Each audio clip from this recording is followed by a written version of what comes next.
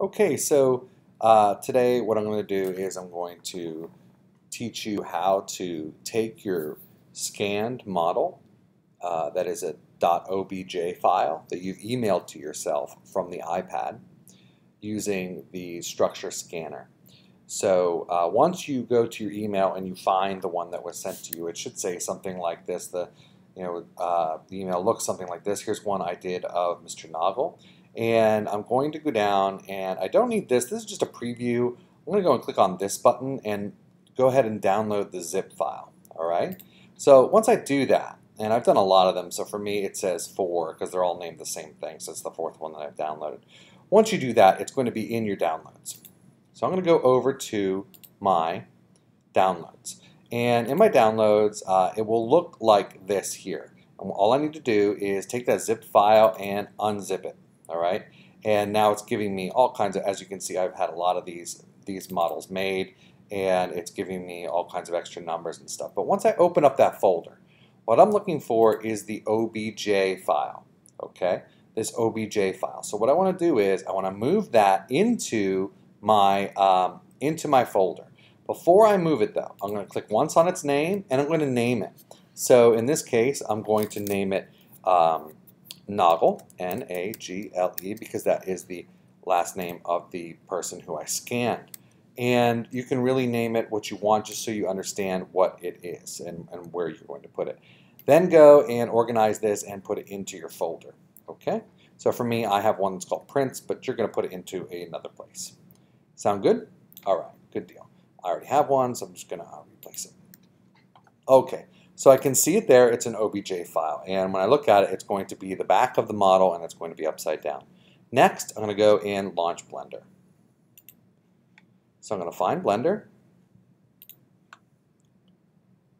and start with a default scene like this.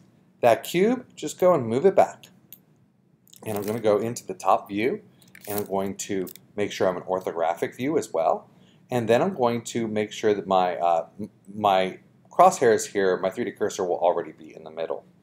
I'm going to import this file. File, import, wavefront.obj. So I'm going to click that, and then I'm going to browse to the folder that I used to store this file called Noggle.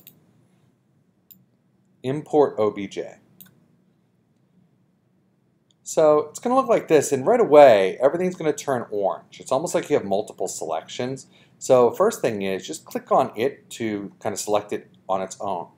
Now if I go and I look at this, it's really small, it's upside down, it's all disoriented. So there's a couple things that I need to do immediately. I'm going to stay in that top view, and I'm going to come over here to the left side in the tool panel. And if that's not open, of course, you would just go and click the plus button there. And I'm going to go to the origin, and I'm going to choose geometry to origin. That will make it move so that the origin point is in the center of what we're working on.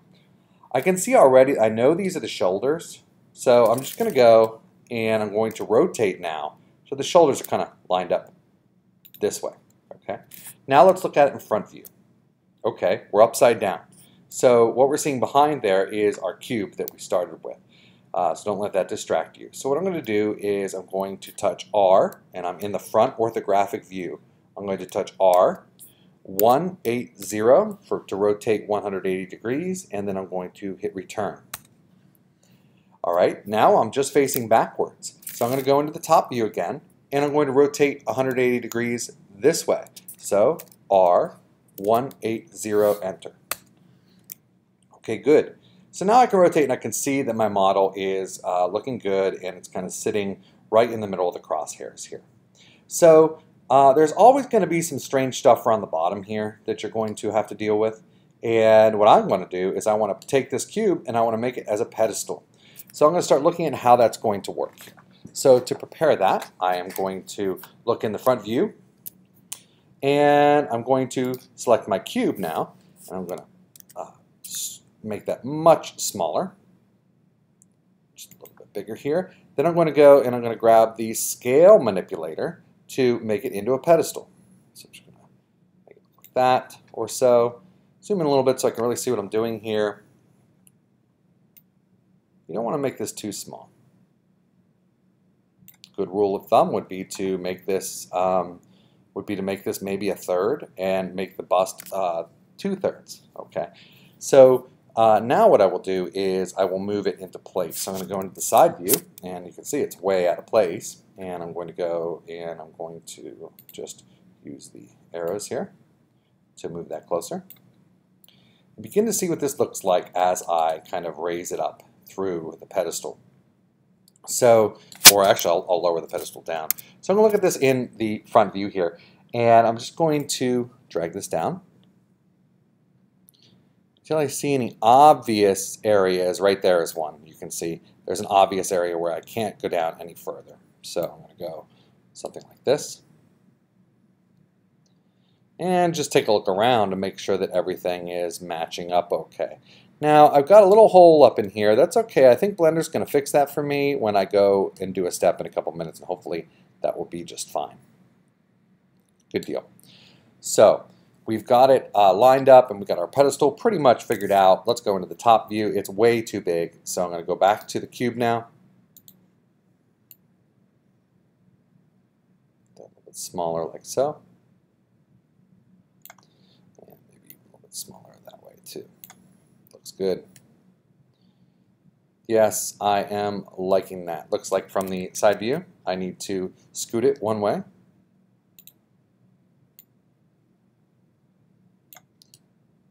And fit that all in there. I still got a little bit here, so maybe I need to scoot that way or make it a little bigger. I'm not sure. Oh, yep, I'm going to have to go. I'm going to undo that move, and I'm going to just make it a little wider this way. All right. So one thing that's important to understand about these models is they already have a lot of doubles in them. So let's go and select the model itself, and then you're going to go over and you're going to find you're going to go into edit mode, and you're going to see the geometry. It's very complex. And what you're going to do is you're going to go and you're going to find doubles, and you're going to remove the doubles. Remove doubles. As you can see, it removed 7,842 verts. Okay, there was a lot of doubles in there. So be careful of that and make sure you do that step. It will mess up your print. Come back into object mode, and it may even look a little different, but don't worry about that. Okay, you can see it kind of is looking a little bit different than it was. Now I'm going to go and I'm going to click on the smooth button. That will clean up a little bit of this, but that's pretty much as smooth as we're getting as far as this goes. Now, I'm not doing any sculpting with this model. We're just going to straight print this. All right? Good deal. So I'm looking pretty good. I don't want to lose my work, and I'm going to save it right now just to make sure that I don't lose anything. So I'm going to put it into my folder here, and I'm going to name it the same thing.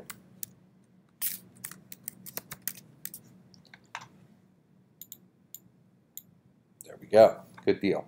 Okay, so now it's time to join these two objects together. So what we'll do is we will take this object and this object, and we will join them together using what's called a Boolean modifier. So a Boolean modifier is easy to use. First of all, we know that this object is called the cube. This object is called Noggle. Okay, so we're going to modify this object, Noggle, with this object here, the cube.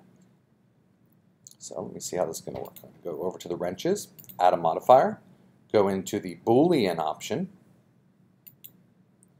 and we're going to choose under object. Remember, we have the Noggle object selected. So we're going to go and choose cube. It's the only other object in our scene. Oh, that's definitely not what we want. We want to choose a different operation here. So that's intersect. Difference would give us something like this, but if I hit Z to see through, and kind of see what's going on there, but through experimentation I found out that what I need is union. What you want to see is you want to be able to see these lines coming off here so that it makes faces on the top. Okay, otherwise your print will kind of fall apart. So make sure that you're using the union option here. I'm going to touch Z again to get out of wireframe view and into solid view. So this is looking really good here, and I'm going to go and click apply. All right. Almost finished here. We just need to do a couple checks here, and then we'll get it out of Blender. So now that we have our model put together, we can go and we can use the 3D printing add-on over here on the left-hand side. Now, if you don't have this, you can go to File and User Preferences. I think most of the computers have been set up this way, but maybe you're working at home or something. You can go to Add-ons, and you would want to go and choose print, or that is search printing, or print, I would say, print. And it's Mesh 3D Print Toolbox. Make sure that's checked and click Save User Settings. And X out of that. Okay, so now that these are joined together, I'm just going to check, go into edit mode, and you can see that there are no extra faces or anything like that. And it looks really, really nice. Okay, so last thing is now to use our 3D printing preparation toolbox here. So this is it here. It should show up in the tab here, and I'm going to open it up so you can really see. You can get in and learn all of this stuff, but really all you need to do in this case is to be able to click Make Manifold. Let's go and cross our fingers here. It's going to clean up problems like holes, non-manifold verts, and inverted normals. Remember I showed you this section over here? Let's see what it does to fix these holes in here. I'm going to click Make Manifold. Alright, so it did its job. It tells me what it modified up here. 44 verts, 79 edges or so. I'm just going to look in there to make sure that it didn't really screw up anything that badly. Nobody's going to be looking up inside of there really, so I'm okay with that. And I just want to make sure it didn't completely screw up anything. So we're good to go.